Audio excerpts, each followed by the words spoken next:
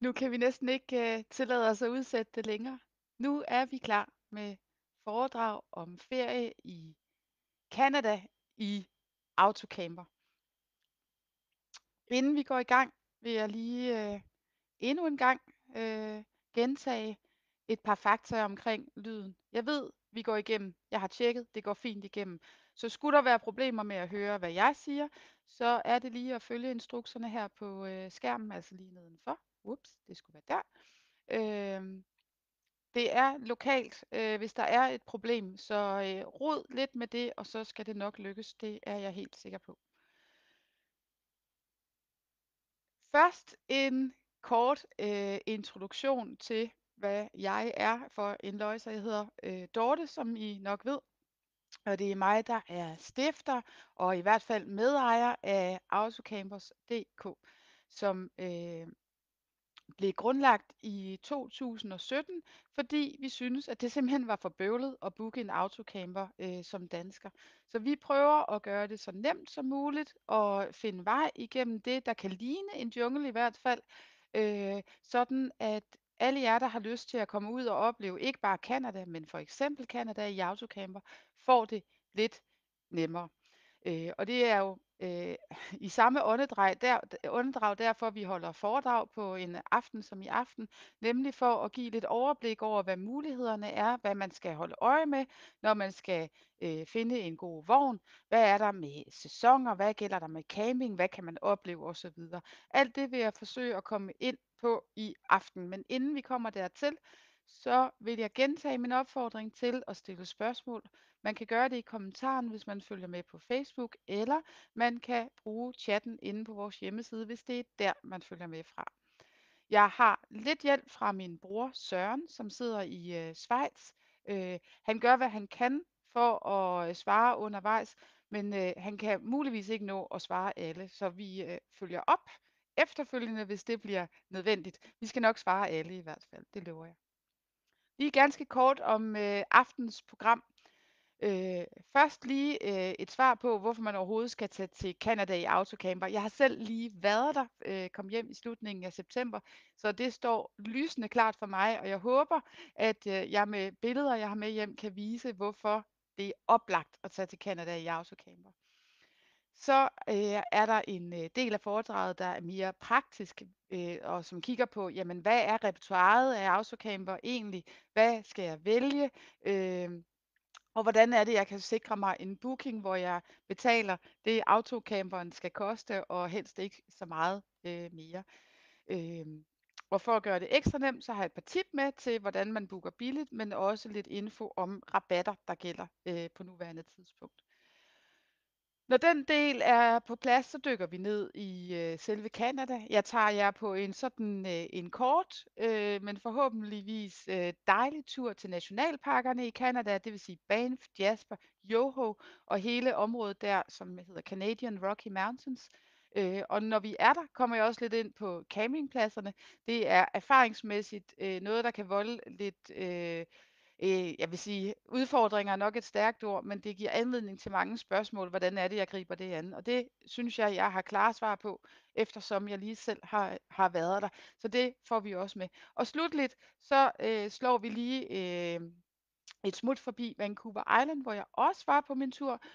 Ikke for så meget at snakke om autocamper, for der gælder jo stort set det samme, men for også lige at vise, hvad man kan opleve der. Vancouver Island er mindst lige så oplagt til en tur i autocamper som for eksempel Rocky Mountains.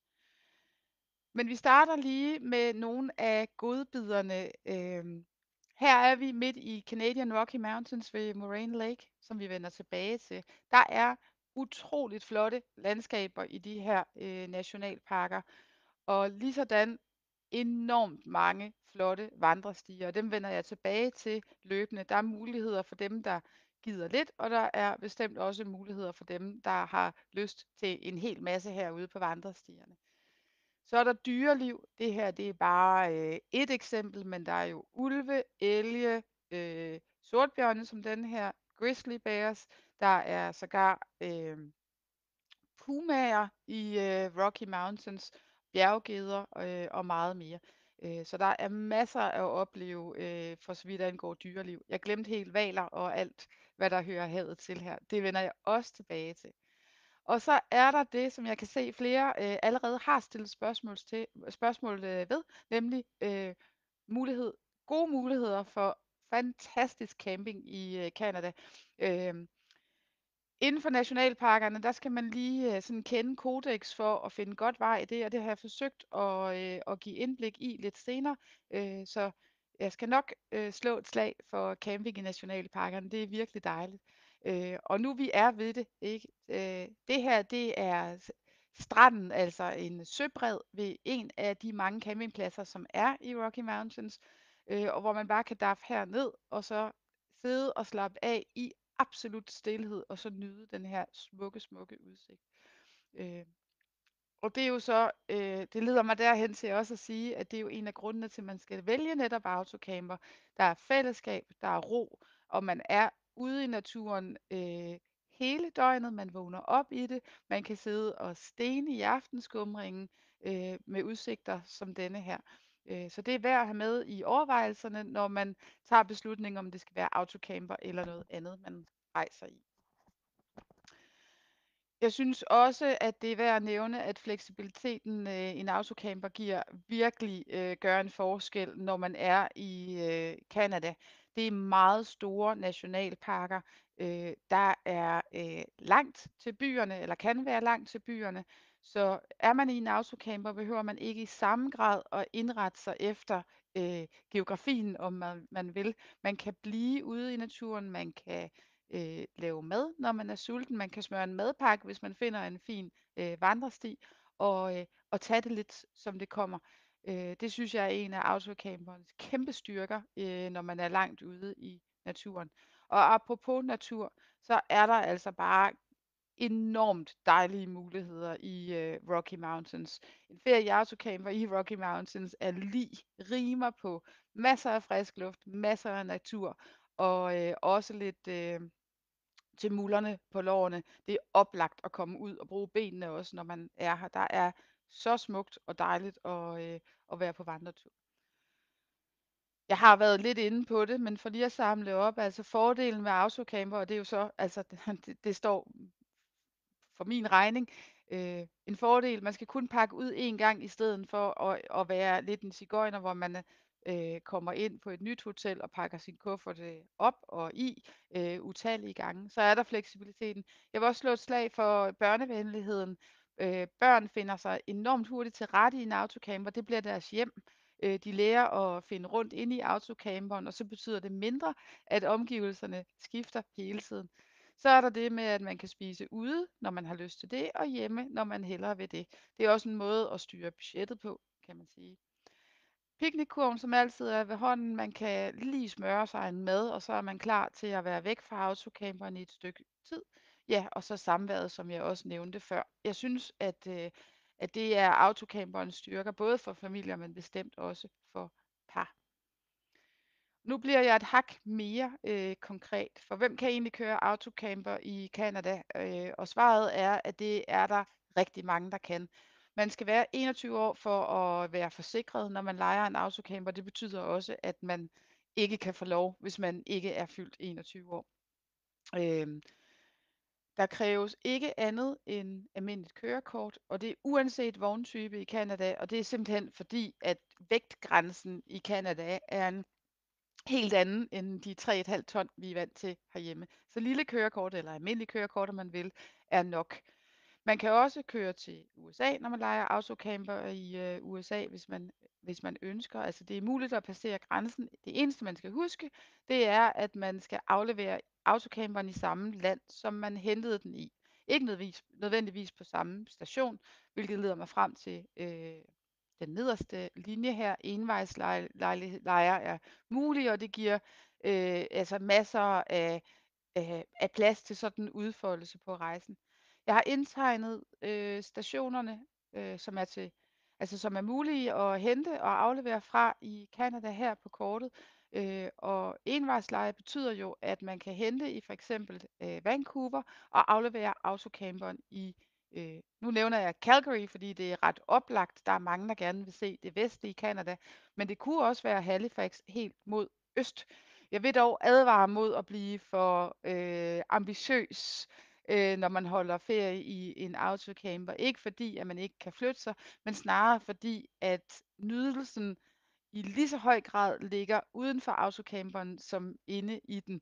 Det handler om at komme ud i naturen og være i naturen, snarere end at pløje gennem det hele. Det er i hvert fald min holdning til det. Jeg plejer at sige, at altså maks halvdelen af de aktive timer skal gå med kørsel, hvis man vil have en god ferie. Det er min rettesnor, men det er jo selvfølgelig ikke en lov. Man kan gøre det, som man har lyst. Øh, vi gjorde det, at vi fløj til Calgary, hentede autocamper, havde den i 12 nætter, altså 13 dage med 12 overnatninger, og så afleverede vi igen i Calgary og fløj videre derfra til Vancouver Island. Og det er simpelthen for at undgå at få for mange døde stræk i autocamperen, altså transportkørsel kunne man også kalde det. Det kan man selvfølgelig godt. Vi tænkte bare, at vi ville bruge tiden på cremen, og det synes vi også, vi lykkedes rigtig godt med. Jeg kommer lige her med lidt praktisk info, når man lejer autocamper i Canada. Det er sådan, at hvad skal man sige, konventionerne omkring leje af autocamper, de svinger lidt fra land til land. I Canada, der minder det om konventionerne, som også gælder i USA. Så hvis nogen af jer kender det, så er I hurtigt på sikker grund i det kanadiske. Men det er sådan, når man lejer en autocamper og kigger priser på en autocamper, for eksempel på vores hjemmeside, så er forsikringer altid inkluderet i prisen. Ekstra fører er som regel inkluderet i prisen, undtagen ved det mærke, der hedder Canadream. Dem vender jeg tilbage til lige om lidt. Og så er vejhjælp, altså det vil sige, hvis man har et nedbrud undervejs af den ene eller den anden grund, så er der vejhjælp med. Og det er en telefonisk tjeneste, som også står til rådighed med praktiske spørgsmål om, jeg kan ikke få køleskabet til at virke, eller jeg er usikker på, hvordan jeg tænder for varmen, så kan man også bruge vejhjælpen til det. Så det er også bare, hvad skal man kalde det, sådan en døgnåben Q&A-tjeneste, hvis man skulle have brug for det. Det, der så er tilkøb, det er kilometer, så det vil sige, at i lejen, der betaler man for at have autocamperen, men ikke for at bevæge sig i den. Så man skal tilkøbe kilometer. Udstyr skal også tilkøbes, og det vil sige dyner, puder, køkkenudstyr osv. Og det er fuldstændig frivilligt, om man vil det. Man skal bare vide, at det ikke er der som en del af lejen. Og så er der det, jeg kalder diverse, og det kan være wifi, det kan være tidlig afhentning, hvis man ønsker det. Det kan være ekstra udstyr i form af cykelholder eller cykelleje, som man i hvert fald kan få nogle steder.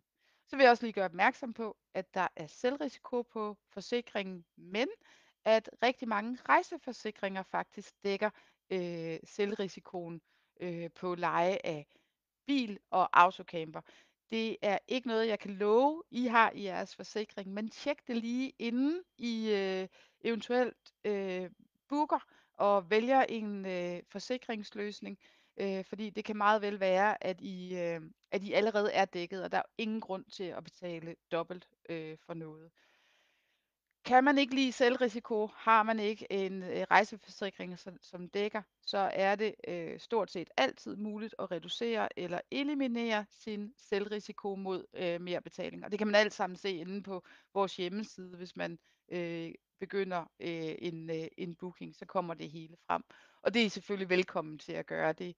Hjemmesiden bliver ikke slidt, så slå jer løs. Der er masser af information at hente derinde. Så lige lidt overblik over vognene. Det er sådan, at vi formidler de 3 mest sådan gængse og mest kendte og også mest lødige og sikre autocamper brands. Cruise Canada er nok det, der er mest kendt. Jeg har døbt det 3 stjerner. Det er mig, der har fundet på stjernerne.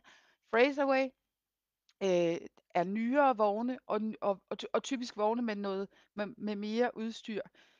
Fraserway har for eksempel afhentning fra hotel og kørsel til stationen og tidlig afhentning som en del af af prisen, det er inkluderet fra start, hvilket jo er kæmpe fordele. Og så er der, altså vognene har simpelthen bare højere kvalitet, madrasserne er bedre og så videre, der er mere udstyr. Og det samme kan man sige om Canadream, som virkelig gør noget ud af vognenes interiør. Så vil man have høj sovekomfort og rigtig lækre dyner og så videre, så er det en god idé at skele til Canadream. Cruise Canada vil oftest være det billigste af de her tre. Fraserway og Canadream ligger prismæssigt på nogenlunde samme niveau. Ofte er Fraserway en lille smule billigere, men kan samtidig være lidt sværere at få. Og det skyldes, at Fraserways priser er de samme gennem hele sæsonen. De ændrer ikke priserne, så de priser, I ser i dag, er også de priser, I ser om 2 og 3 måneder på nær eventuelle sæsonrabatter. Og det betyder, at Fraserway'ne lige pludselig kan blive rigtig billige i forhold til de andre, og så går det bare stærkt. Det er i hvert fald vores erfaring, at lige pludselig er de væk. Så drømmer I om at få en Fraserway, så er det altså nu, man skal kigge. Jeg har skrevet lidt på om rabatterne, og det er de rabatter, der gælder nu, og de kan jo selvfølgelig ændre sig løbende. Men det er sådan ved Cruise Canada, at hvis man booker til næste sæson, altså afhentning efter 1. april 25, så får man automatisk 15% rabat på lejen, og det der svarer til 500 kilometer gratis. Og vælger man en pakke med fri kilometer, så bliver der givet en rabat svarende til 500 gratis kilometer, så man får rabatten uanset. Hos Fraserway er det lidt anderledes. Der bliver der givet 40% på lejerne i ydersæson, det vil sige tidligt forår og efterår, som defineres som slut september og frem. Oplagt, hvis man vil på laksefiskeri for eksempel, så kan det bruges til noget. Der er lidt rabat at hente i højsæsonen, men den gives ikke på selve lejen, men på udstyret. Og det ligger alt sammen på vores hjemmeside, så I kan egentlig bare prøve jer frem og så se, hvad der sådan er det bedste match i forhold til budget og ønsker til komfort og udstyr. Canadream har lige nu 10% rabat på leje næste år, og så er der i øvrigt nogle forskellige rabatter, hvor man for eksempel kan få udstyr gratis, hvis man booker nu, eller man kan få de første 2 gange 800 kilometer gratis, hvis man vel at mærke booker i alt 4 gange 800 kilometer. Der er nogle forskellige pakker.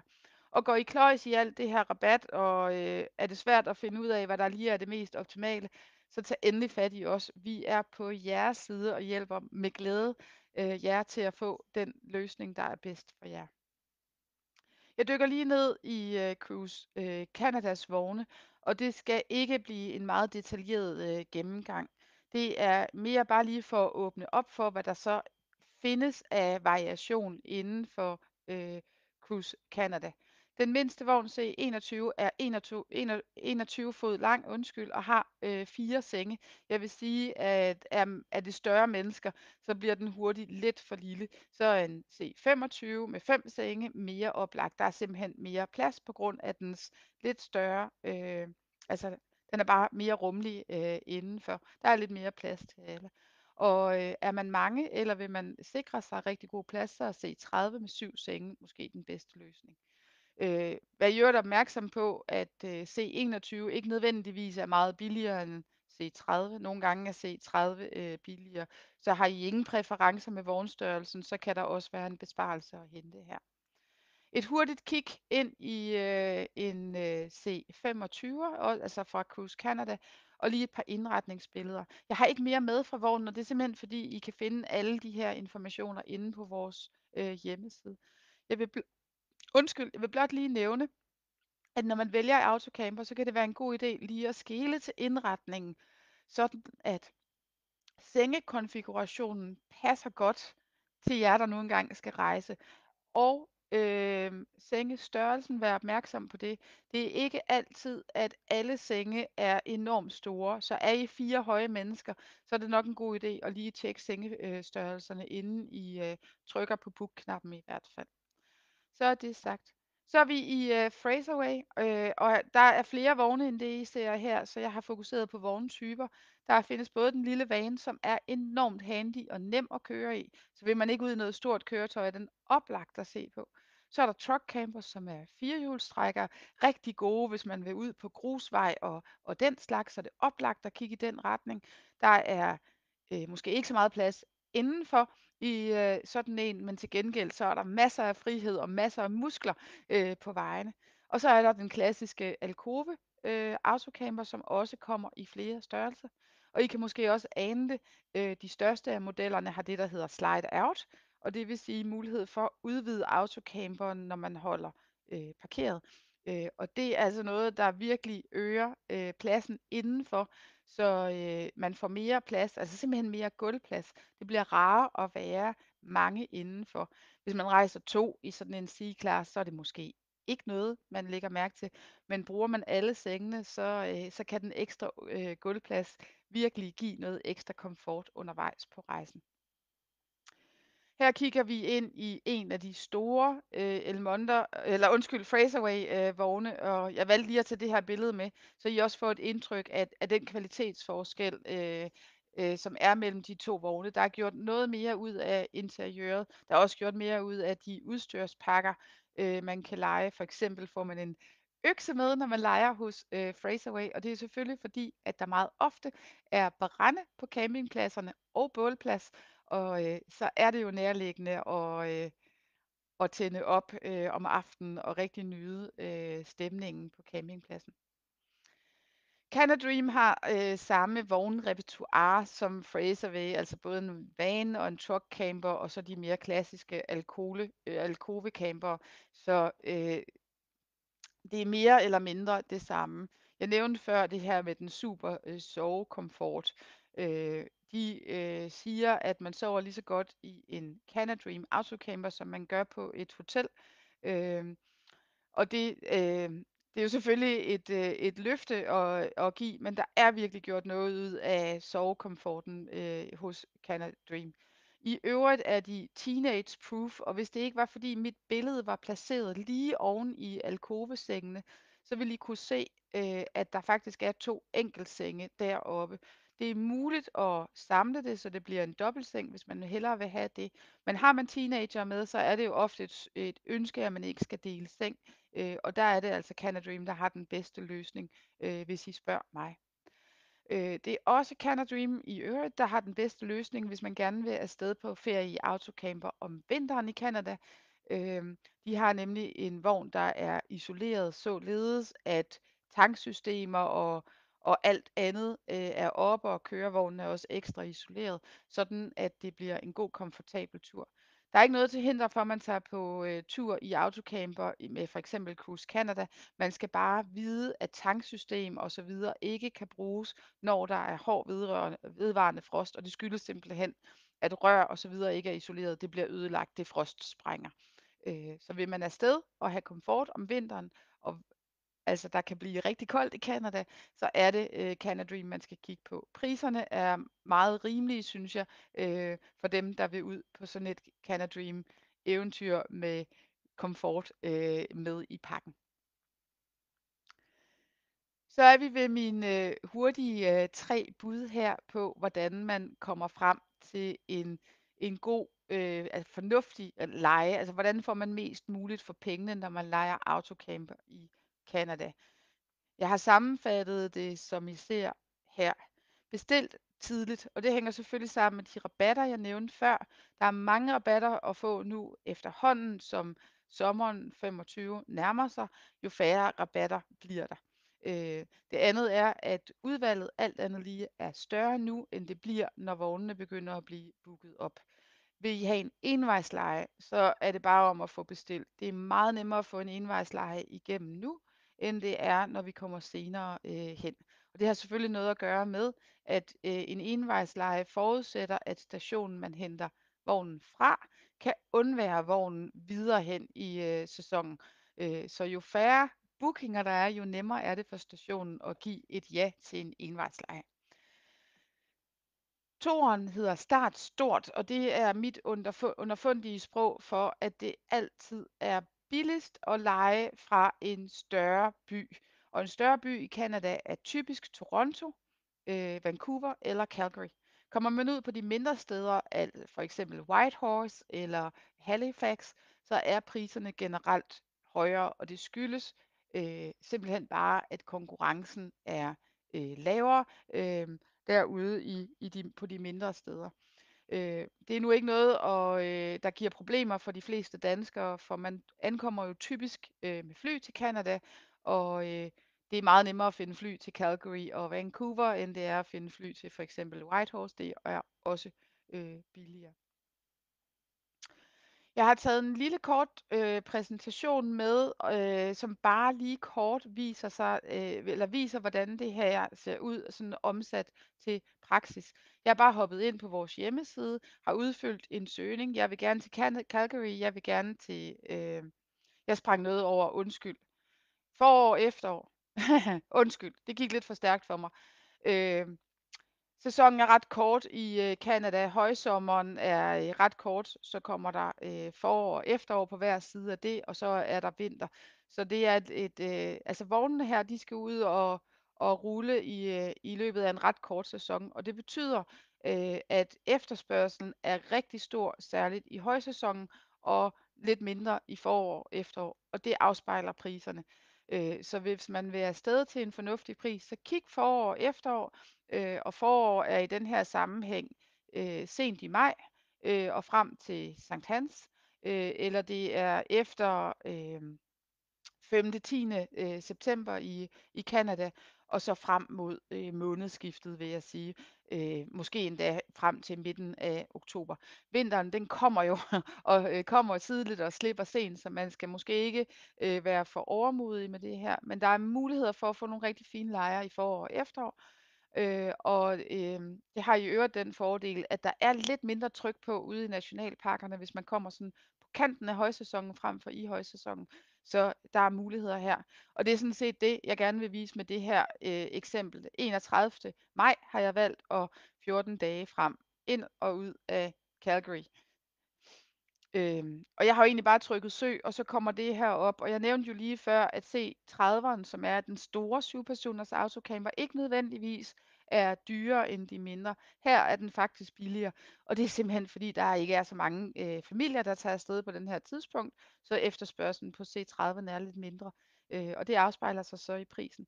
Og I ved jo allerede nu, at det er lejeprisen, tilbehøret og kilometerne, de kommer efterfølgende.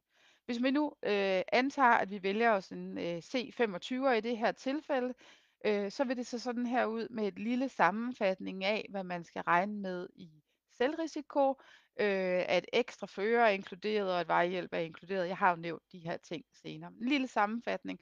Og lige nedenunder, så kan I så se tilbehørsmulighederne. Og hele repertoiret er vist her, og man kan klikke frem og klikke tilbage og finde frem til det, som er det mest rentable. Og ofte er det sådan, at pakken med alt inklusive ikke nødvendigvis i hvert fald er det smarteste i Canada, og det skyldes, at man typisk ikke kører helt lige så meget på en ferie i autocamper i Canada, som man måske vil gøre i USA. Så regn lige på det, eller kontakt os, og så skal vi nok hjælpe med at prøve at vurdere, hvad der er smartest for jer.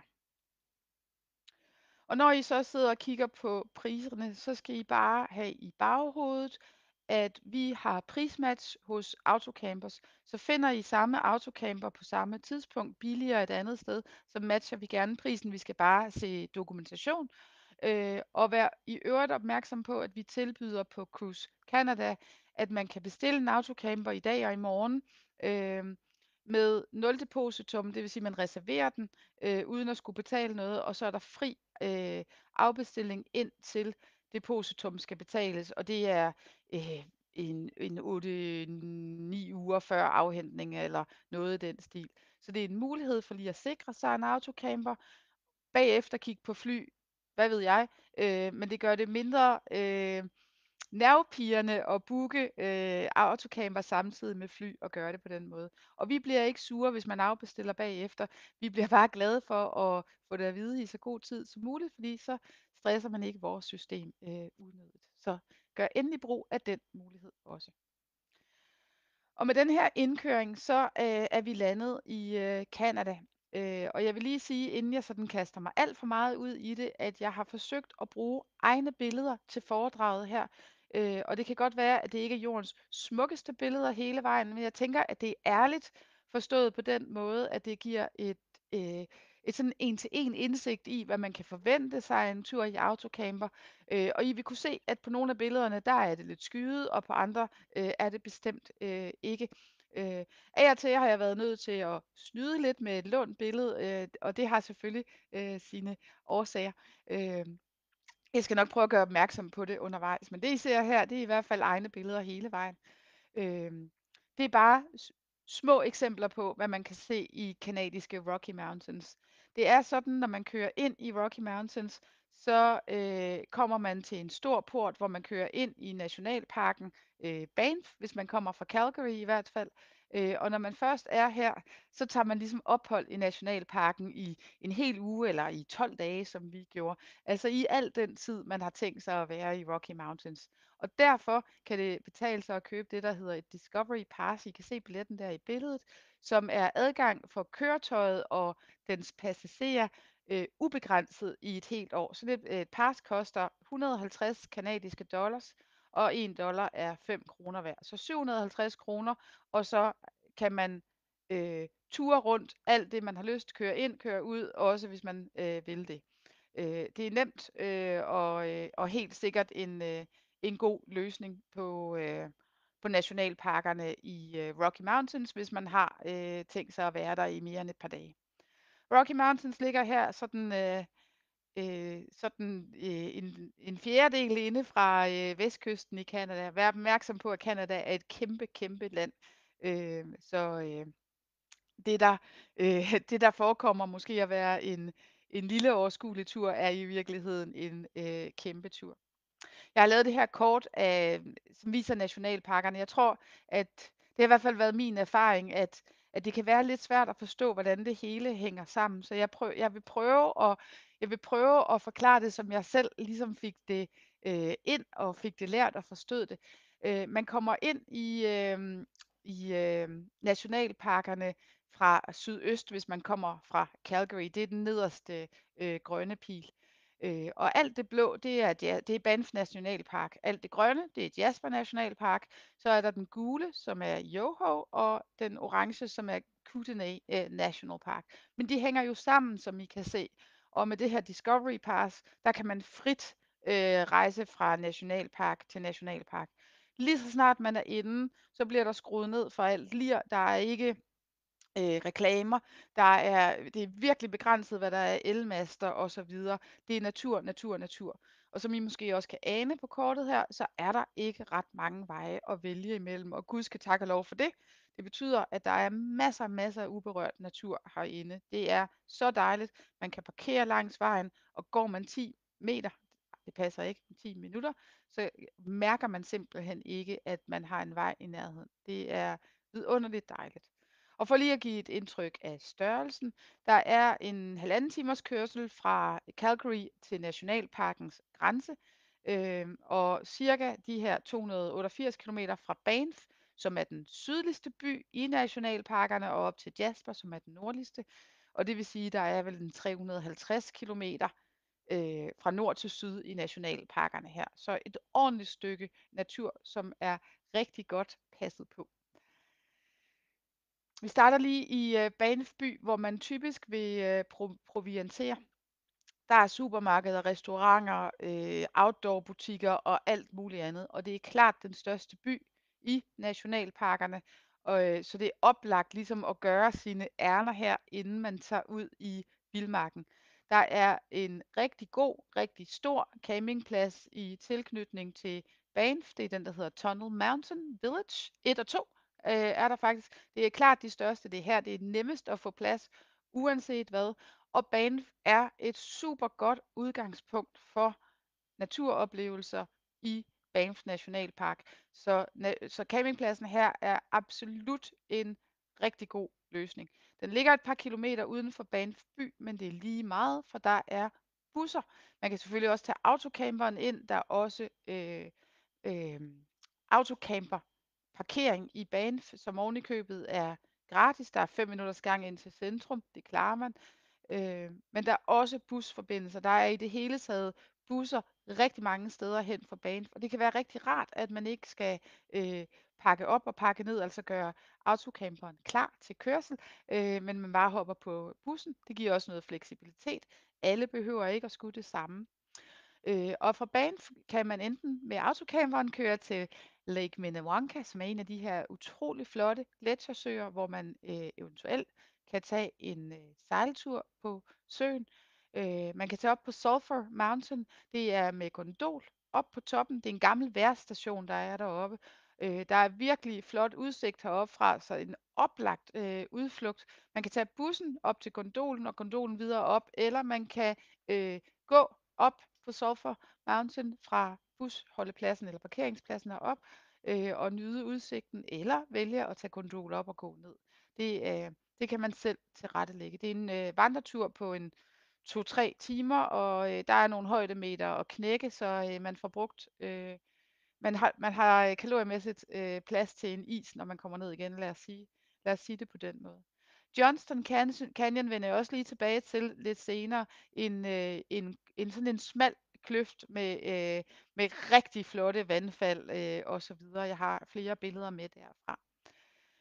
Når man har set det, der er at se i Banff, så triller man videre med kurs mod Lake Louise, og det her, det er bare et stop langs vejen. Dalen, vi er i her med alle træerne, den hedder Bow Valley, og det samme gør floden dernede, det er Bow River, og Bow Valley River, og man bevæger sig op ad strømmen op mod Lake Louise, og Johnston Canyon ligger faktisk på vejen. I får et bedre indtryk af, hvordan det ser ud her. Rigtig fin vandrestige. Efter en 20 minutter og en halv time kommer de første vandfald. Så kan man vælge at fortsætte til de næste vandfald, og vil man endnu længere, så kan man komme helt op på toppen af bjergryggen, hvor der er nogle enormt flotte, meget, meget klare søer. De hedder Ink Pots. Så man kan også man kan tage turen her lidt efter temperament. En virkelig smuk tur, som man kan tage fra Banff på en halvdagstur eller udflugt, eller man kan lave stoppet her på vej videre nordpå. Øh, Hvilket leder mig frem til mit tip nummer 1, som jeg har forsøgt at lægge ind, som er start tidligt. Lidt afhængig af selvfølgelig, hvornår man besøger stederne her i Canada. Men kommer man i højsommeren, så er der mange mennesker, der gerne vil opleve de smukke steder her. Og der kan det være en kæmpe fordel at komme ud af fjerne, kort sagt, og komme afsted til de mest besøgte steder tidligt på dagen. Det er lettere parkering. Der er autocamperparkering, altså der er pladser decideret til autocamper, men alligevel hver der før de andre. Men der er også færre mennesker på stierne, og så er der køligere. Der kan blive, lige så vel som der kan blive hulens koldt i Canada om vinteren, så kan der blive meget varmt i bjergene om sommeren. Altså 30-32 grader midt på dagen er ikke usædvanligt. I øvrigt så er det i skumringstimen, at der er mest dyreliv, altså solopgang og solnedgang, for nu at være helt præcis. Og så myldrer man videre herop mod Lake Louise, og det her det er faktisk ikke mit eget billede. Jeg synes bare, det var godt at have med, fordi det giver et indtryk af, hvad Lake Louise Village er for en størrelse. Den er ikke ret stor, og der er kun et lille bitte supermarked, der er tankstation og så videre, men der er ikke ret meget. Og selve Lake Louise er lige deroppe ved siden af mig, så byen og søen er adskilt fra hinanden. Det er værd lige at vide, at det ikke er noget, der kan sammenlignes med Banff. Så I gør klogt i at proviantere i Banff og få sådan de grundlæggende ting indkøbt, inden I kommer herop. Det er mere en sådan en udvidet kiosk, man finder i Lake Louise. Der er også campingplads i øvrigt her i Lake Louise, og den har en god, fornuftig størrelse. I kan lige se det på kortet her. Der er kun 60 kilometer op til Lake Louise, så det er en tur uden de store skærmysler. Og der er faktisk 2 veje til Lake Louise. Der er Highway 1, som er den, som også er Trans-Canadian Highway, hvor man kan køre fra øst til vest i Canada. Det er en tosporet faktisk en motorvej. Og så er der den gamle vej, som løber parallelt med på højre side for nordgående, som er den gamle landevej. Her kan man i meget højere grad se dyr. Det er meget nemmere at lave stop, og den er i øvrigt også rigtig naturskøn, så den anbefaler jeg at tage, hvis tiden er til det.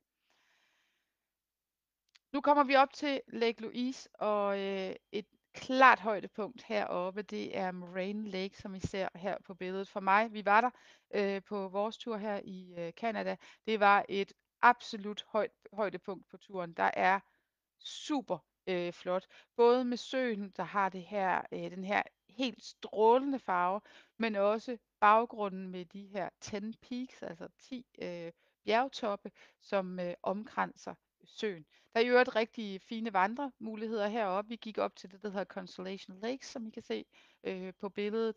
Så er man til det der vandrevæsen, så er det oplagt at komme herop tidligt, tage en vandretur, og så bruge en dag, eller i hvert fald en halv heroppe.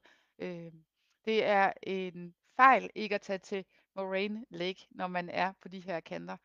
Øh, Jeg vil dog lige advare om, at der går kun bus herop. Man kan ikke køre bil eller autocamper til Moraine Lake længere, og det skyldes simpelthen, at vejen er så smal, og den kan ikke klare trafikbelastningen. Vil man være snedig, så booker man Nationalpark Servicens bus til Moraine Lake. Den er billig og effektiv. Den kan man booke på Parks Canadas hjemmeside fra april måned, altså forud for sæsonstart. Der er også mulighed for at købe privatbus. Det koster noget mere. Det er til gengæld nemmere at få, så fortvivl ej. Øh, Busserne går i øvrigt fra skiområdet ved Lake Louise, hvor der er rigtig gode parkeringsforhold. Så det er nemt at komme hertil i autocamper og komme til Moraine Lake. Det er også muligt at booke bus med Nationalparkernes Service til Lake Louise. Vi gjorde noget andet, og jeg har egentlig tænkt at videregive det som et lille fif. Der er en lille parkeringsplads op ved Lake Louise, så man kan også køre derop, men det kan være lidt svært. Man kan ikke regne med at finde plads, hvis man bare kommer sådan valsende klokken 2 om eftermiddagen. Og har man ikke en busplads, så kan det være en rigtig fin løsning at bare trille det op sådan efter lukketid. Men kom ved 18-19-tiden, der er der ikke travlhed, og der er gratis parkering og så videre. Og så kan man bruge et par timer heroppe, måske tage picnickurven med. Øhm, det er i hvert fald en måde at finde vej til Lake Louise på en god og afslappet måde, hvor man ikke behøver at have planlagt så meget i forvejen. Det tænker jeg jo er dejligt. Lake Louise versus Moraine Lake. Altså Moraine Lake er klart min favorit.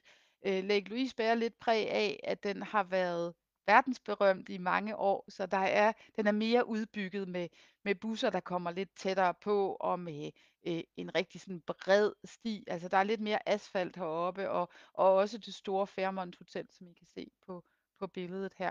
Øh, hvis man er mest til den uberørte natur og til lidt vind i håret, så er Moraine Lake nok den største oplevelse. Det er sagt, er der også rigtig fine vandreture herfra, og det er sådan ved Lake Louise, ligesom det er alle andre steder. Når man har gået de første 10-15 minutter, så er man stort set alene. Jeg skal nok vende tilbage til det med de vilde dyr herude, hvordan man takler den. Det kommer lige lidt senere. Fra Lake Louise sætter vi ud nordpå, og det er så ud på det, der hedder Icefields Parkway, altså vejen, der går mere eller mindre nord-syd igennem nationalparkerne her i Rocky Mountains. Altså næste stop, var jeg lige ved at sige, det er Jasper, byen Jasper længere mod nord, de her 288 kilometer. Billedet er vores eget. Det er taget ud af forruden i noget eftermiddagslys, og altså, det var smukt lige da vi var der. Det var også smukt en time før og en time efter. Det ændrer sig hele tiden, og det er betagende landskaber, de her. Det er, altså man sidder virkelig og får ondt i nakken af at kigge i øst og i vest og se der og så videre. Og det er ikke kedeligt at køre først nordpå og siden sydpå, for man ser det hele fra en ny vinkel og et andet lys. Der er vildt flot på Icefields Parkway, og altså selve køreturen er sindssygt flot. Men der er meget mere end køreturen, og det vender jeg tilbage til. Vær opmærksom på, at lige så snart I forlader Lake Louise, der går 10 minutter, så kommer skiltet her, hvor der står, at nu kan du ikke forvente mobildækning i de næste 230 kilometer op i nærheden af Jasper et sted. Øh, have lige et kort ved hånden, så I selv kan finde vej og ved, hvad det er, der er, og se, hvor er det værd at stoppe undervejs. Men det kræver lige lidt planlægning, det her. Øh, når det er sagt, så er det utroligt dejligt at slippe for det monster, som hedder mobiltelefonen, som jo i virkeligheden er slemt til at fastholde ens opmærksomhed på andet end lige det, der er omkring en. Så det kommer med en masse godt også. Et af højdepunkterne her på Icefields Parkway, det er Peyto Lake. Efter min mening en af de smukkeste gletsjersøer, og det er fordi den har den her sådan mælketurkis, altså en lidt mælket turkis farve. Og det skyldes altså, at der er så høj en koncentration af gletsjervand, altså smeltet gletsjer i den. Der er partikler i gletsjervand, som i kontakt med solens stråler danner den her farve. Der er lige lidt med timing med Peyto Lake. Bedst om formiddagen. Om eftermiddagen, så kan skyggen, hvis man kommer sent i hvert fald, eller sent i sæsonen, gå helt ned over søen, og så får man ikke helt den samme farvemæssige oplevelse. Og det er klart, at i solskin, så står farven klarere end i regnvejr. Vi var her faktisk 3 gange, fordi vi blev så vilde med den her smukke sø, så vi blev ligesom ved og vende tilbage, fordi vi tænkte, at nu kunne det være, at den så anderledes ud. Nu kunne det være det ene og det andet. Det havde vi meget fornøjelse af. Fine vandreture også her. Vi kom om morgenen i øvrigt, og der var søen dækket af tåge. Enormt smukt. Og så gik vi en tur, og da vi kom tilbage, så fik vi så dette syn. Og I kan i øvrigt lige se Henrik der, som er min rejsefælle på turen. Der kommer flere billeder af ham undervejs. Han hører til. Lidt længere op ad vejen, Columbia Icefields, som er det højeste punkt på vejen, hvor man kan se gletsjerne vælte ned i bjergsprækkerne. Og det her er det muligt at komme op på gletsjeren. Det foregår med bus, som er udstyret til simpelthen at køre på isen. En god idé at have booket det her på forhånd, hvis man vil derop. Det er en kæmpe oplevelse, hvis man ikke har prøvet at stå på en gletsjer før. Øh, det ved I med jer selv, om I tænker, at det trækker eller ej. Den er også flot nede fra vejen, hvor det her billede er taget fra. Så det kan man bare tage efter temperament. En overraskelse på turen var Bow Lake, som I ser her. Det er ikke en sø, som der er skrevet mange bøger om, ligesom Lake Louise osv. Men den ligger der, og super nemt tilgængelig langs vejen. Altså den var der lige, og den er super flot. Bagved er de her Glacier Falls, som man kan komme helt op til, hvis man ellers gider. Det er en gåtur. Der er også en fin lille lodger, hvor der faktisk er en café, så man kan også lige hænge ud og få en kop kaffe og få et godt hvil. Rigtig fint sted. Vi var der i midten af september, og der var flere, der faktisk badede i søen. Måske mest for at sige, at de gjorde det, men det er altså også et sted, hvor man kan få sig en dukkert på en varm dag, hvis man har lyst til det. Et lille eksempel på et stop, der måske heller ikke er så kendt, det der hedder Parker Ridge Trail, som er en vandresti, som jeg skulle mene er tilgængelig for langt de fleste. Man går opad til den her bjergryg, for så at komme ned til denne her gletsjerarm nede i dalsænkningen, som I kan se. Og september er jo en af de tørreste måneder, altså sneen er i høj grad smeltet, så der er ikke så meget vand. Var vi kommet i juni, så havde der nok været betydeligt større vandmængder nede i bunden af dalen her. En rigtig, rigtig fin tur, og igen med den der følelse af, at nu er jeg helt alene i vildmarken, og den følelse er altså ikke sådan de store den koster ikke de store anstrengelser at få. Så gør det, og dermed også sagt, læg god tid ind, når I er i Rocky Mountains, hvis I har mulighed for det. Der er virkelig mange oplevelser langs vejene her, og det er virkelig det gør oplevelsen ekstra stor at have muligheden for at være nysgerrig undervejs. Et lille slide her med lidt ekstra, hvad jeg var lige ved at sige, guf fra turen. Øh, Mestia Canyon, det er et lille besøg, men igen en af de her kløfter, hvor vandet bare fosser igennem. Det er Big Bend også. Kefren Lake, igen en vanvittig smuk sø, som ikke er særlig kendt. Den kræver, at man lige gider at gå lidt for det, men den er altså langs Icefields Parkway, og det er egentlig bare lige at spotte den på kortet. Der er fin skiltning, der er fine stier derind, så også en anbefaling herfra. Turen op til Jasper tager cirka 3 timer uden stop, vel at mærke fra Lake Louise og så op til Jasper. Man gør selvfølgelig mange stop, og der er campingpladser undervejs. Har I mulighed for det? Læg nogle overnatninger ind undervejs. Der er så meget at se og opleve på denne her tur. Og jeg kommer til det med camping. For tvivl ej. Videre mod nord, der ser vejen sådan her ud under normale omstændigheder. Vi oplevede så bare det, som mange af jer nok ved. Der har været massive skovbrande omkring Jasper i sommeren 24, og det betyder, at vejen er åben for gennemkørsel nu, men det er ikke muligt at gøre stop, og det er heller ikke muligt at gøre stop i Jasper. Så vi valgte altså at nedtone den del af vores besøg. Altså, det fyldte ikke ret meget i vores program. Vi kom op og så, at der var skovbrand, og at mulighederne var sådan ret få, og så vendte vi om og fandt på andre ting at forårsage os. Men for lige at give et indtryk af, hvad Jasper er for en størrelse, det er en by, der er mindre end Banff, men væsentligt større end Lake Louise Village, så igen et godt sted at proviantere. Og heroppe gemmer der sig endnu en af de her meget ikoniske søer, nemlig Malign Lake med Spirit Island, som I ser der i midten, som er oplagt at slå et smut omkring, hvis man kommer på de her kanter. Det er klart min forventning, at Jasper Nationalpark vil være tilbage i normal drift i 25-sæsonen. Der er campingpladser, der er brændt ned til grunden, og jeg ved, at man prioriterer at få dem i drift igen. Der skal jo heldigvis ikke så meget til, når det er en campingplads, som havde det været et hotel. De er i fuld gang med at gøre klar til sæsonen 25, og der er meget at komme efter heroppe også. Vi skal lige et smut til venstre ud i Yoho National Park her i Rocky Mountains.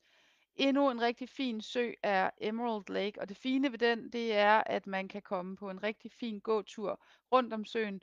Den er en 4-5 kilometer i fuldstændig fladt terræn, så for jer, for dem af jer, der ikke sammenligner jer selv med bjerggeder, er der en rigtig fin afslappet tur. Og igen det her sådan lidt mælket turkisfarvet søvand omkring søen. Virkelig flot. Nemt at komme til. God parkering for autocamper her ved Emerald Lake. Man kan også se Waterfalls her i Yoho National Park. Det er de næst største vandfald i Canada efter Niagara Falls, målt i vandmængder. Og igen, det er vandmængderne i september. Der er betydeligt mere vand naturligvis i forårssommer. Der var nu vand nok, skulle jeg hilse at sige. Vi blev dyngvåde bare her at være i nærheden af stedet her. Igen masser af vandremuligheder. Iceline Trail er en ikonisk hård vandretur, som går hele vejen op over trægrænsen, og som går igennem det her barske gletsjer landskab. Er der en lille vandretosse gemt i jer, er det absolut en anbefaling at tænke Iceline Trail ind i programmet. Det er en heldagstur. Husk rigeligt med madpakker, og ikke mindst bjørnesprayen. Det er bjørnespray, der skal til for at være sikker, når man færdes i Rocky Mountains, væk fra sådan byer og parkeringspladser og alfarvej. Når man er på vandretur, have en bjørnespray med. Den er nem at få fat i. Den kan købes i Banff, i byerne uden for Banff og også i Jasper, og koster ca. 250 kroner. Med den ved hånden, så kan man skræmme en bjørn væk, hvis man skulle blive truet af en bjørn. Sandsynligheden for, at det sker, er meget, meget lille, ligesom sandsynligheden for, at man får brug for sin sikkerhedssele, er meget, meget lille. Men vi tager jo sikkerhedssele på selvom vi ikke planlægger med en ulykke. Og det samme, tag bjørnesprayen med. Det gør også bare, at man kan have skuldrene nede, når man færdes ude på stierne. Og der er så meget at komme efter herude. Bjørnespray er, hvad hedder det? Nu gik jeg lige i stå. Min hjerne kan ikke lige bringe mig frem til at sige, hvad bjørnespray egentlig er.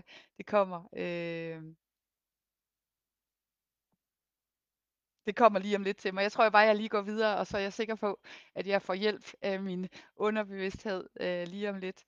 Øhm, Når man kører ud af parken, ja, det skal jeg også lige nævne. Når man kommer ud af parken, så kommer man faktisk ikke ind i sådan ind på privat ejet jord lige med det samme, hvis man ønsker at få flere naturoplevelser. Der ligger nemlig det, der hedder Kananaskis, som ikke er nationalpark, men som er provincial park, og det vil sige naturbeskyttede områder i regi af provinsen, man er i, og ikke i regi af øh, af Canadas regering, altså den overordnede myndighed.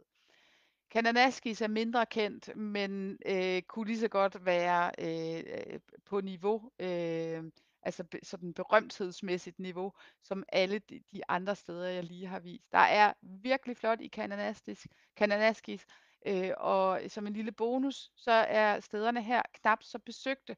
Og noget af det, man blandt andet kan se, er de her grassy lakes, krystalklart vand, hvor man kan kigge lige ned på urgammel havbund. Det er virkelig virkelig fascinerende syn. Det er også her, mit billede fra tidligere er fra. Det sted, der hedder Interlakes, hvor der ligger en super fin campground, hvor pladserne ligesom er langs søen, så man har faktisk søudsigt på den her campingplads, og søbredden hører ligesom til campingpladsen, så man kan bare tage herned og hænge alt det, man vil. Og vi var ekstremt heldige, fordi vi løb ind i det her klare, helt stille vejr. Magisk øjeblik på turen. Interlakes, husk det, hvis I kommer på de kanter. Der er også fine vandremuligheder i Kananastisk. Rigtig mange rigtig fine vandremuligheder, som jeg håber, at billedet her kunne være et eksempel på. Så have lige det i tankerne. Det er også en måde, hvis I støder på problemer med at finde campingplads i Bagen for Jasper osv., så er Kananaskis et rigtig fint alternativ. Det lader intet tilbage at ønske, kort sagt. Og nu vi er ved det med camping, nu skal jeg prøve at dele alt det bedste, jeg har om camping i nationalparkerne med jer. Jeg kommer ikke til at gøre så meget ud af camping uden for parkerne, fordi det foregår stort set, som det gør alle andre steder. Der er private campingpladser, man kan booke sig ind på, og nogle steder er der også mulighed for gratis fri camping uden for nationalparkerne. Jeg kan sende et link til, hvordan man kan finde ud af mere om det efter foredraget. Nu kommer det til at handle om camping i nationalparkerne, hvor det er forbudt at campere uden for campingpladserne. Det er der en, der har spurgt om, så jeg tænker, at det kan lige så godt slå fast med det samme. Men der er ret gode muligheder for at parkere lovligt inde i nationalparkerne, især hvis man lige ved, hvordan man skal navigere i det hele. Og jeg blev noget klogere af selv at være afsted. Man kan læse sig til en hel masse, men man bliver en hel del erfaring rigere, når man lige har taget turen. Så jeg skal prøve at give det bedste, jeg har videre til jer. All you need is the visitor's guide. Og det er faktisk mere eller mindre den komplette sandhed. Så er der selvfølgelig lige lidt bonusinfo, og det kommer. Når man kører ind i nationalparken, altså når man løser Discovery Pass ved lugen, så får man udleveret en visitor guide, og i den er der en rigtig fin guide til camping. Den kan også findes online, den her, og det er jo endnu bedre, for så kan man forberede sig på forhånd. Her kan man læse alt om, hvor campingpladserne er, hvilken sæson de har åbent i. Der er mange, der er vinterlukket. Det skal I være opmærksom på, hvis I rejser i enten vinter- eller ydersæson. Man kan se størrelsen på campingpladserne. Jo flere pladser der er, jo nemmere er det sandsynligvis at finde plads. I kan se, hvad det koster, og så kan I også se, hvilken type campingplads der er tale om. Og hvad mener hun dog med type? Det kommer her. Forhåbentlig. Yes. Der er pladser, som man skal reservere plads til, og reservation åbner typisk i slutningen af januar. Jeg har ikke været i stand til at finde en eksakt dato for 25-sæsonen, men det plejer at være hen mod slutningen af januar. Så åbner de her pladser for reservation, og I kan se herinde, det er de grønne, der er reservationspladser i ikonerne i diagrammet der. Det er reservationspladserne. Folk jer ud, book løs. Det koster ikke ret meget at booke de her pladser, så hvis I gerne vil være sikre på at have en plads, så book hellere lidt for meget end for lidt, vil jeg sige. Det er ikke det, der vælter feriebudgettet. Så er der en del pladser, som hedder first come, first serve, og det er pladser, hvor man slet ikke kan reservere plads på forhånd. Så der er reglen, at den, der kommer først til pladsen, får den. Og det betyder ikke, at man skal sidde på pladsen for at have den. Det betyder, at man løser billet, betaler for de overnatninger, man nu ønsker ved indgangen, og så har man pladsen, indtil man forlader den igen, også selvom man tager på dagsture. Det kan man sagtens, og der er rangers, der holder øje med, at reglerne bliver overholdt, og folk er rigtig dygtige til det her. Og så er der en tredje mulighed, og det er måske den, som kan være allermest nyttig lige at skrive sig bag øret. Der er det, som kaldes overflow steder. Og det er steder, som er som simpelthen er lavet, når det sker, at der hverken er flere reserverede pladser, eller flere ledige pladser blandt de reserverede til rådighed. Der ikke er flere af de her first come, first serve pladser. Hvad gør man så? Skal man så ud af parken? Nej. Så har man lov at parkere på en overflow-plads. Og jeg har lige nævnt nogle af dem her.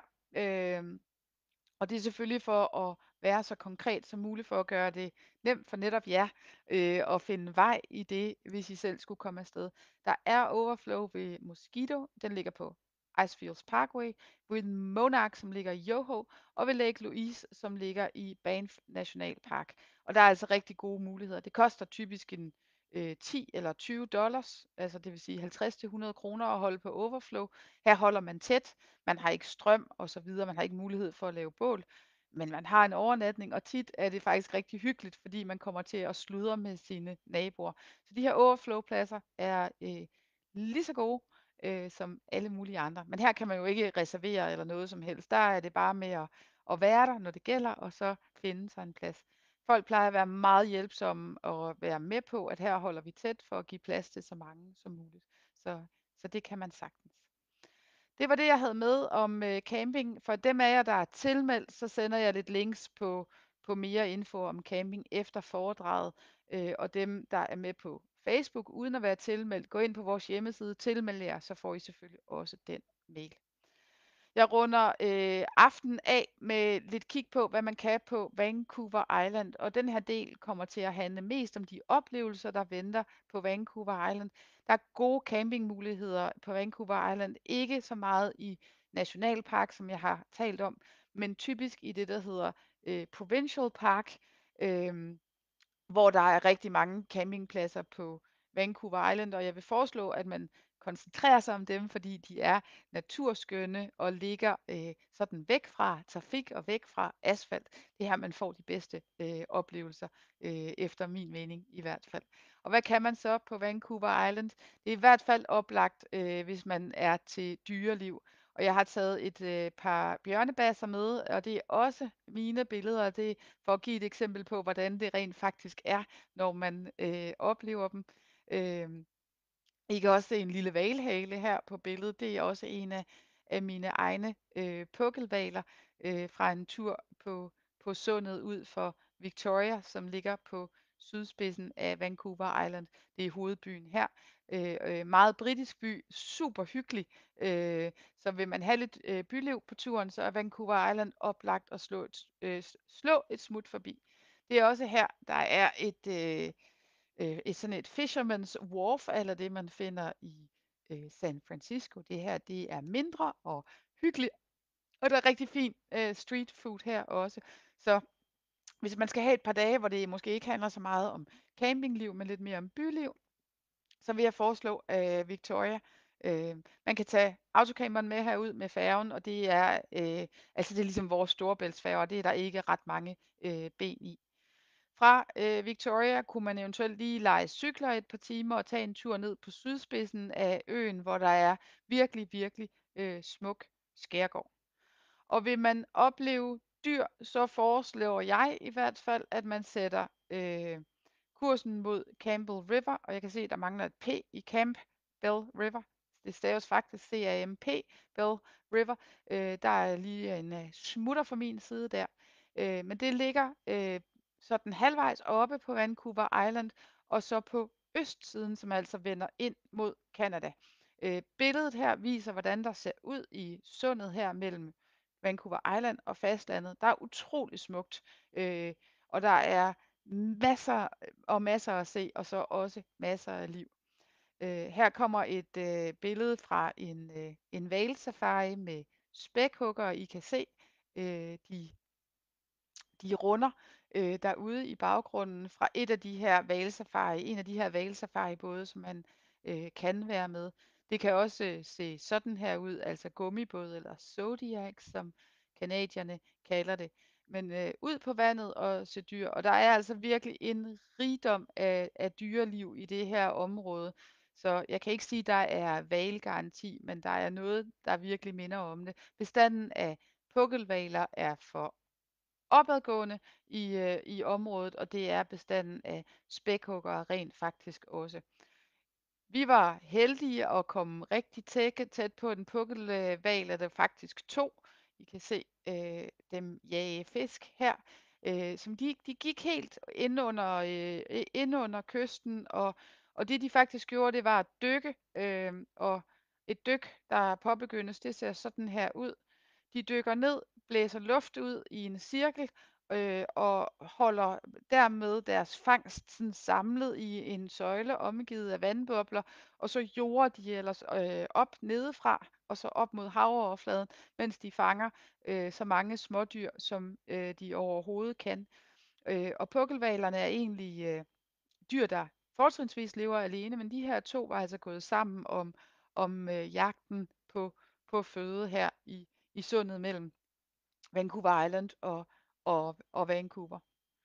Og her gør de klar til dyk. Den ene først, og så den anden følger bagefter. Og så er de altså væk i en 5-10 minutter og kommer så op med det her drøn igen. Det er ret svært at fotografere dem. Vi fik heldigvis mange chancer for lige at ramme rigtigt, og det der lykkedes så nogenlunde, synes jeg. Og hvad laver man så, når de er nede? Man kigger på naturen. Der er bare enormt flot i det her område. Man kan også tage på hvalsafari på vestkysten af Vancouver Island, hvor der også er meget natursmukt. Der er enormt store, brede, vilde strande. Men vandet er typisk noget mere uroligt, og det kan være lidt sværere at få det her sådan, altså den der oplevelse af at komme virkelig tæt på dyrene og sådan at kunne nyde dem. Det er også her på de her kanter, at man faktisk kan opleve grizzlybjørne under, nu kalder jeg det ordnede forhold. Det her det er vilde grizzlybjørne, som kommer ned til elvene her fra midtsommer hen mod slutsommer for at fange laks. Og jeg skulle lige til at sige jage laks, og det er strengt taget det, de gør. Men der er så mange laks, at bjørnen faktisk godt kan tillade sig at være lidt doven. Det er sådan, når man står og kigger ned i vandet her, så kan man se de her kæmpe laks igennem overfladen. Det vrimler med dem, og bjørnene er så mætte, når man kommer i september, at de faktisk ikke har travlt. De giver bare laksen sådan en lussing, og så tager de den op. Og det ofte ender med, det er, at de faktisk ikke engang spiser hele fisken, men kun den mest næringsrige del af den, og så lader de resten ligge og går ud og giver den næste fisk et dask i hovedet. Grizzlybjørnene er jo de store bjørne, men der er også mulighed for at se sortbjørne. Der er en kæmpe bestand af sortbjørne på Vancouver Island, og inden jeg lige går videre til dem, så skal jeg måske lige nævne, at grizzlybjørnene ikke findes på Vancouver Island. Øh, Hvis man vil på bjørnesafari fra Vancouver Island, så starter den faktisk med en sejltur over sundet, og så ind i en af de her dybe, dybe fjorde, og så foregår, bjørnekiggeriet foregår fra små udkigstårne langs langs en flod der. I øvrigt, så er det en fin kombination. Man vil ofte se hvaler og måske også spækhugger på vejen ud til hvalsafarien. Nej, undskyld, på vejen ud mod bjørnesafarien og også på vejen hjem. Så man kan i virkeligheden lave sådan en catch-all-løsning på sådan en heldagstur af det. Vi var så heldige her ved Campbell River, vi fik et lille fifan lokal, som sagde, det var en gammel sød dame, som sagde, by the way, if you go, bla bla bla, så kan I være heldige at se sortbjørne langs floden. Og så fik vi hende til at sætte et kryds på et kort og tog derud. Og det billede til venstre viser måske ikke helt storheden i oplevelsen, men den viser dog, hvor tæt man er på bjørnene. I kan se lige til venstre for mobiltelefonen der øverst til venstre, der er bjørnebassen, og der er altså rigeligt af dem. Vi var derude et par gange, fordi vi var så fascineret af det og så bjørne i lange baner. Og med lidt held, så kan vi få videoen til at spille her, så I lige kan få et indtryk af, hvilke oplevelser der gemmer sig her. Og jeg vil bare sige, at det er en helt speciel oplevelse, ikke at være på sådan en organiseret tur, men sådan at finde de her bjørne selv. Den I lige så, den var faktisk langs vejen, på vej hen her mod elven, og her er vi så nede ved vandet. Man skal komme i skumringstiden, så billedkvaliteten er ikke fantastisk her, fordi at der er meget lidt lys at gøre godt med. Men vi er på den ene side af floden, og bjørnene er på den anden, og det er ligesom overenskomsten her på disse kanter. Kæmpe oplevelse, vil jeg sige, at stå og glo og kunne tage sig den tid, man vil med de her vidunderlige dyr, som jeg vil sige egentlig bare daffer rundt. Man kan så heller ikke sige Canadas vestkyst, uden også lige at sige indianere eller First Nation people, som de foretrækker at kalde sig selv, altså indianerne, som jo har været rige i folketal tidligere her på Canadas vestkyst. Jeg vil lige nævne som en kuriositet, at det er her, man kan se rigtig ægte totempæle. De totempæle, som måtte dukke op i diverse amerikanske spaghetti westerns, de har aldrig været der i virkeligheden. Altså indianerne i Utah og indianerne i Arizona har aldrig nogensinde haft totempæle. Det er de det er kystindianerne her i den nordlige del af Nordamerika, der har haft totempæle, som I ser det her. Og man kan se dem på Vancouver Island flere steder. Men man kan især se dem i Vancouver, som vi kommer til her lige om lidt. Det billedet længst til højre, altså det indendørs billede, er fra British Columbia Museum of Anthropology, som er et museum dedikeret til First Nation folkene. Og så er man interesseret i de oprindelige indianere, så er det her, man skal hen. Virkelig spændende, virkelig flot. Man fortæller historien om de oprindelige folk, men også historien om den hvide mands indtog og indianernes øjenvidneberetninger om hvad så indianerne, da britiske soldater kom anstigende midt i vildmarken. Det er lærerigt, det er fascinerende og spændende og også sørgeligt naturligvis. Det kan man opleve museet her, hvis man lægger vejen forbi Vancouver, som er en storby i ordets bedste betydning. Meget flot by, omgivet af bjerge og vand. Man kan opleve en masse i Vancouver, blandt andet Hængebroen her. Den ligger meget bynært. Der er fine markeder, rigtig fin street food, og ikke mindst Stanley Park, som I også kan se på billedet her, som er den her lille naturhelle med masser af stier. Perfekt at besøge på en sommerdag, hvor man altså fra langs stien der kan man sådan virkelig nyde udsigten, ikke bare til træer og så videre, men også til smukke Vancouver, som byder på restauranter og shopping og alt det en storby skal. Så oplagt også at slå vejen forbi her. Og med de ord vil jeg sige tusind tak for i aften. Det har været en fornøjelse at fortælle om dejlige Canada. Jeg håber, I har haft fornøjelse af det.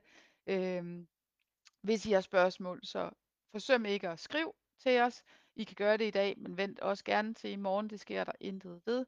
Som sagt, så vil dem, som har tilmeldt sig foredraget, få en mail. Ikke bare med lidt links og så videre, men også med en optagelse af foredraget her, så det kan genses. Og er der nogen med, der ikke har fået sig tilmeldt, så kan det nås endnu, selvfølgelig. Det er bare at gå ind på hjemmesiden og tilmelde sig foredraget. Der kommer en pop-up, hvis I er på hjemmesiden i nogle sekunder, så det skulle være lige til at gå til.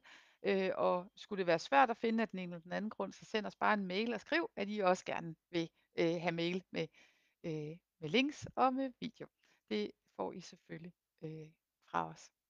Hvornår jeg lige når at sende mailen, det ved jeg ikke. Jeg har et hæftigt program i morgen, så det kan være, at det først bliver sidst på dagen eller lørdag formiddag. Fortvivl ikke, den skal i hvert fald nok komme. Og med de ord vil jeg sige rigtig mange tak for i aften.